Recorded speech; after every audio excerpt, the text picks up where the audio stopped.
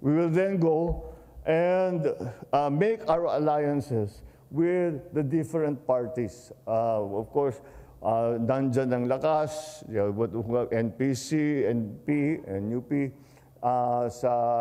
lalong-lalo sa House. Pero siyempre, kailangan din natin kausapin kasi mga governor, may sariling mga local party yan. So we have to come to some kind of arrangement. And that's the art. Yan, tignan natin yung galing ni Gov. Jun dito sa malaking problema na komplikadong problema na nakaharapin niya. But I think I have spoken to the leaders of the other parties. And as far as I can tell, mukha naman, willing naman lahat ng tao na makipag-usap and find a way around all this. Para naman, ay pagdating ng halalan, ay tayo nagkakaisa. At maliwanag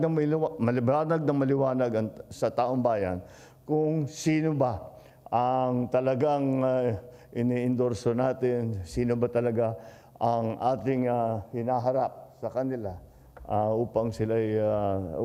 upang makapagserbisyo sa kanila.